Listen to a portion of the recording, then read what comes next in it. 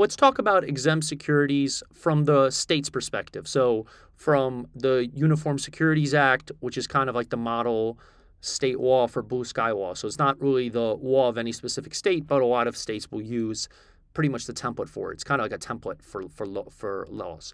So, what does this mean? These are securities that don't need to be registered with the state, right? So, there's quite a bit of them. So, let's start off with all the treasuries. So because they're federal government securities and they basically preempt the state. So I mean, it's like almost like the FBI has authority over state police, and state police has authority over local police, kind of like analogous to that. So on the treasury securities front, that would include treasury bills, 1 year or less, treasury notes 2 through 10, treasury bonds more than 10 up to 30, strips, right? Zero coupon treasuries, TIPS, treasury inflation protected securities, the ones that where the interest or the coupon does not change, but then the principal changes based on CPI, and it's done twice a year, so semi-annually. Now, what else? GSEs, it's government-sponsored enterprises. Basically, that's going to be the Fannie Mae, Freddie Mac, Ginnie Mae, and Freddie Mac sort of is a misnomer. It's the acronym is FHLMC, which is kind of weird, like Federal Home Loan Mortgage Corporation. So don't worry about that, but just people call it Fannie, Freddie, and Ginnie. Now, Ginnie's the one that's guaranteed by the government, so there's no stock. But Fannie and Freddie are actually traded OTC. So you can actually, there were some actually big hedge fund guys that made a lot of money in, I believe it was Fannie Mae this year, because it had a pretty big jump. Actually, funny story, I got shaken out of a trade that I had long Fannie Mae. It was kind of stuck at that $10 range, kind of collapsed, and then just shot up from there. But, it happens. So continuing on, so the government-sponsored, the GSEs, the government, the agencies, they're fully taxable, but they're still exempt from the state's perspective. Now, any sort of municipality, so meaning, San Diego GO bond, Chicago GO bond, New Jersey Turnpike revenue bond, etc. So any sort of municipality within the United States. That also extends to Canada. So with Canada, any Canadian federal securities or any provincial securities like, Quebec bonds, Quebec GO bonds, Alberta, Ontario, Toronto, etc. Those are all going to be exempt, right? Now, when it comes to the remaining countries, as long as we have a diplomatic relationship with them, only the national securities are going to be exempt. So, for example, like France is going to be exempt, but not Paris. Germany is going to be exempt, but not Munich. So just remember that Canada, it's a special relationship. And with the Canadian ones, that if you're traded on like the Toronto, we'll talk about that one too. If you're on the Toronto Exchange, that's also considered exempt. So now we talked about the federal, we talked about the municipal, we talked about Canadian, we talked about national. What else?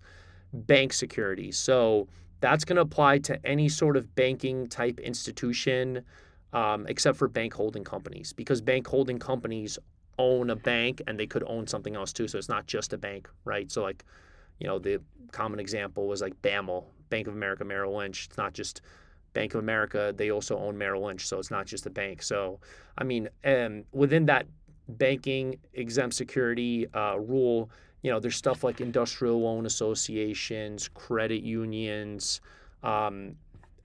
anything that really has that like savings institution, trust association, stuff like that. Now, and this is where kind of it gets a little tricky. Because, if you're working for a bank and you're only selling the bank securities to retail customers, you don't have to register because you're working for an exempt issuer. But if you start selling them other securities, now you do have to register. The analogy I would give is if I sell my own house, I don't have to be a realtor or a real estate agent. If I sell my neighbor's house, I do, right? So, yeah, so any sort of bank. Now, when it comes to insurance companies, um, the whole fixed annuity and whole life insurance, term insurance, just regular universal insurance, even IULs, as long as it's not variable, those are going to be excluded from even being a security. So obviously it's going to be exempt by default, but just being excluded, right? Now, when it comes to also, if the insurance company is authorized to do business and is organized under the laws of the state, that's also going to be exempt. So if it's, and that would apply to like their bonds, their stocks. The only thing that's not exempt is anything that has variable in the name. So if it has variable in the name, sub-account, separate account, variable annuity, variable universal life insurance, variable life insurance. And remember, the difference between variable life and variable universal is the whole flexible versus fixed premiums. If it has universal in the name, it has flexible premiums. But continuing on, any sort of what they call common carrier. So that would be, a utility company, Railroad, Amtrak, Con Edison, PCE&G, Duke Energy, that kind of stuff. That would all fall under common carrier, right? What else? This is the slightly interesting one, federally covered. Now, you be careful going down the rabbit hole of like federally covered, because technically, you can even say that with munis, if it's a transaction that's, as long as it's not done like a muni bond sold within the same state, that's considered. If it's not that, it's considered federally covered. So it's like if I sell a South Carolina bond, if I buy a North Carolina bond, that's like federally covered in that case. But from the perspective of, for exam purposes, whether you're taking the 63, 65, 66, just remember there's three things that encompass federally covered. So that would be whether it's a Reg D private placement security, right? Because that's federally covered, so it's exempt from the state. And that would specifically apply to, don't worry about the 504s. That's the weird one that's like 10 million within a year, and then you don't have to worry about accreditation. We're talking specifically about the 506B and the 506C. The 506B, that's the one that allows you not to mass advertise, but you get to have up to 35 non-accredited but sophisticated investors. And then 506C allows you to raise as much money as you want. Same with the 506C, not the 504. And the 506C is the one that allows you to raise as much money as you want. And you are allowed to mass advertise, but now everyone has to be accredited, right? So that's one group of the federally covered. Another group would be, anything traded on the exchange. Kind of was talking about the Toronto Exchange, New York Stock Exchange, NASDAQ, etc. Then the last group in that federally covered category is I would call it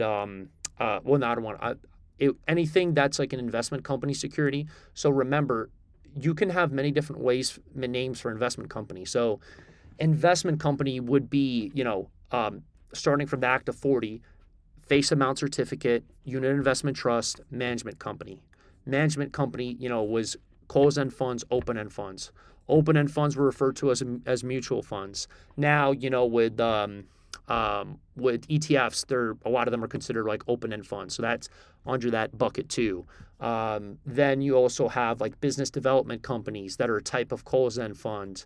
Then you also have what was it called? There's one more, interval funds. That's a type of closed-end fund. So all of those would be considered investment companies. So be careful. They could try to trip you up with that. That would still be federally covered. And again, that's a security we're talking about securities that are exempt from the Uniform Securities Act. Now, doesn't mean it's an exempt transaction, right? We're talking about that next.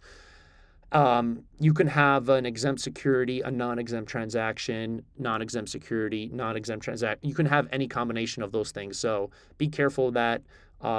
People remember it as noun versus verb. With the noun, it's just that the security does not have to be registered in the state. So we talked about the federally covered stuff. What else? Commercial paper. So any sort of promissory note, it's considered commercial paper and exempt from registration on the state level. On the federal, it's a little more lenient. It's just the 270 days or less. But on the state level, there's three requirements. And be careful because I've seen stuff online that gives you different numbers, but these are the correct numbers for sure. It's 270 days or less. So meaning the securities have to have a maximum maturity of 270 days or less, 9 months or less. Has to have denominations of 50K or more. Doesn't have to be multiples, just has to be like 50,000 or more. It could be 51, 52, can't be 48. Or it has to be rated single A or better. So, A, it could be A minus too, but A, double A, triple A. So it has a higher threshold than investment grade. Because remember, investment grade is triple B or higher. Junk is double B or below, right?